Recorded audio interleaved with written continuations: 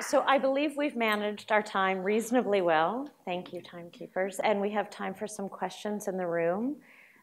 So if you just throw your hand up, if you've got a question, we'll figure out how to work with mics and speakers all sitting up here. Do you have any questions? Yes, please. It's a question, a funny question for our last speaker. If I get your name correctly, John. Come to Pakistan. There, nobody will ask you these things. Yeah. There is no such thing as record. There is no such thing, nothing. So, and in Pakistan, the law is if somebody rapes your woman, you have a right to kill. It's justified. Thank you. So, John, you have a new home in Pakistan if Boston proves too cold in the winter. Jen.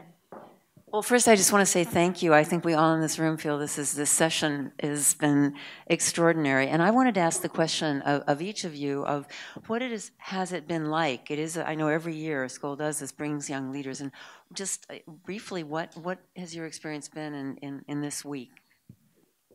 Thank you. All right, we'll just go down the line. Your experiences this week. This week for me has been phenomenal and amazing.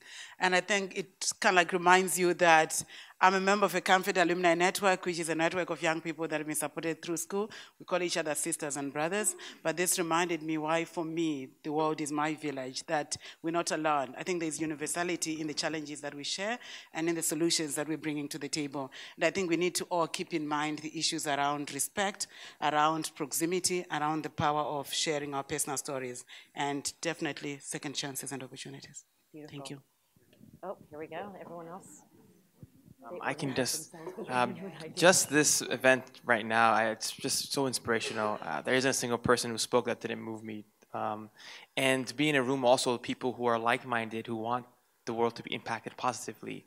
And then find people who actually have knowledge and experience that can help you make that goal happen.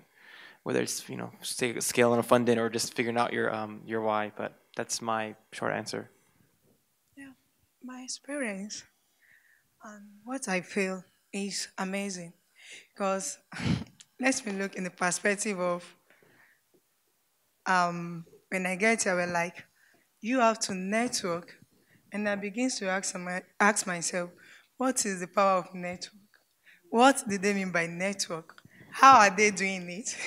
So I just have to start learning and begins to ask. I can see my mentor, Megan Chapman, begins to ask her, how are they doing it? What did they mean by network?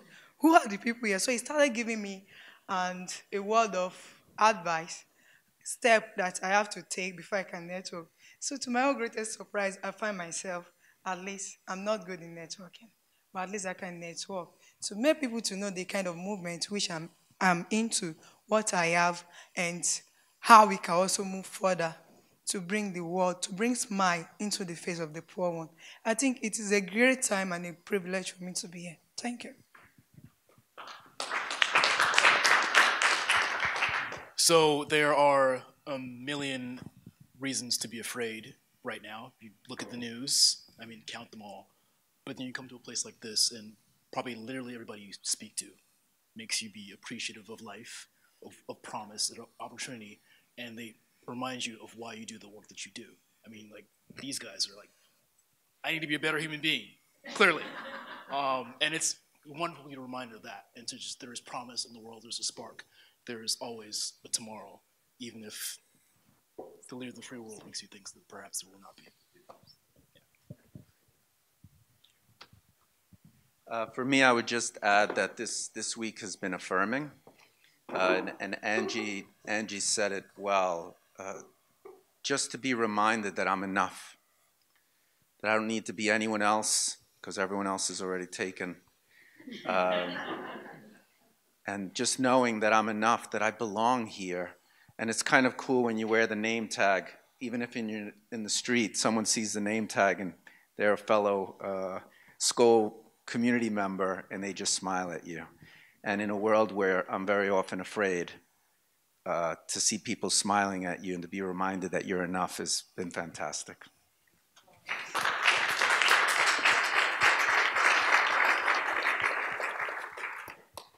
So we have just a couple of minutes left, and I know you'll share in the feeling that I have of this extraordinary, this is a gift, right? Just to get to listen to people and what they've been through and what they believe in. I did a little bit of homework for this session, which was, in retrospect, really kind of a waste because there's nothing better than just listening to stories. But, you know, the Skoll Foundation is in Palo Alto. It's the home of Stanford University. And there are these two extraordinary professors there in the design school who teach a class all about designing your ideal life. And there's this book that I brought along with me to tell you about. It's called Designing Your Life, How to Build a Well-Lived, Joyful Life. And I think one of the things that really struck me in getting to know all of our speakers is not only have they taken these extraordinary risks to change their life, but they're all filled with joy. And so I'm going to make a plug for making sure you have a lot of joy in your life because it matters.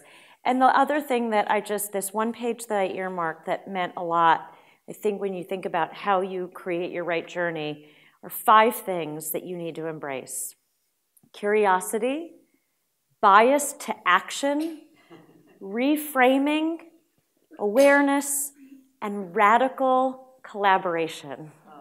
And the words jump through too when you think about the threads that pull some of these stories together. Some of the most extraordinary people you will meet at Skoll have embraced those 5 principles. This is a book that's actually meant to be worked on together. So if you met people you loved at the Skoll World Forum, buy the book together and do the work together. It's extraordinarily rewarding. So you know, I had one more career epiphany after the one I shared with you, and it was the moment that I got to meet Jeff Skoll.